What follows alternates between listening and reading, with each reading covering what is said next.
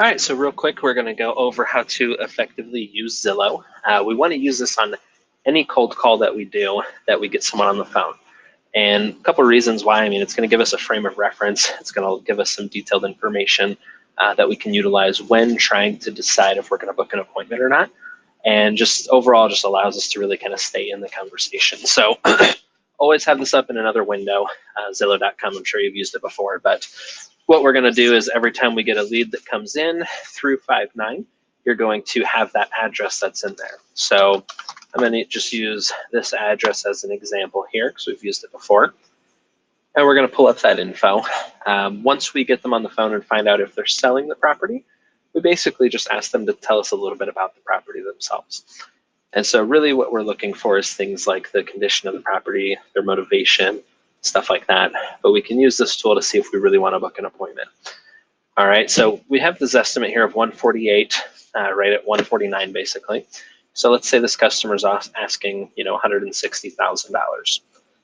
First things we want to look at is what are other properties in the area selling for? So while the Zestimate on this one is only 148 and they're asking 160, maybe they've upgraded it, they've added, you can see this house has a carport, maybe they've closed the carport into a garage, maybe the backyard, it's got a pretty large backyard, maybe they've went in and added a pool, who knows? So we're looking for things like that that could have been updated, could have been added in. And so we want to ask those things, but we can look at this here by going down and saying simply that if you look in the neighborhood section here, we can get what the average property sells for in this this market or this neighborhood rather.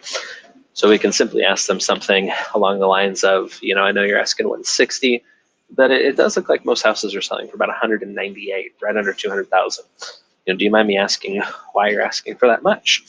And so we really want to try and see what they give us, see if they give us any motivation or anything like that, any type of details and things like that on the property. But that way we can kind of see and compare to what other properties are selling for and try and get that cost down. All right, because as soon as they give us an asking price, we want to try and find out if that price is flexible, right? And I'll create another video on this that you can watch a little bit later that goes into it a little bit more. But overall, this is kind of what we're looking for. So we can see here in the bottom, you've got a map view showing what other properties are selling for. You can see nearby homes, that same map above, but in list form, so you can compare, 3 beds, 1 bath for 960 square feet for 146. That's almost the exact same as what this property sells for right now, and it's about $2,000 less. So you've got 2 properties about the same size, 3 beds, 1 bath, 960 square feet. Both of them are asking, right under 150. So if someone's asking 160, might be a little overzealous, or they might have done something to that property. And we're kind of looking for that. And it just allows us to get a good baseline of what's going on with the property. We can also look down here and see other homes that are currently, all the way down at the bottom, that are currently for sale in the area as well. This neighborhood doesn't have a ton right now. Only got 3 properties it looks like listed right now.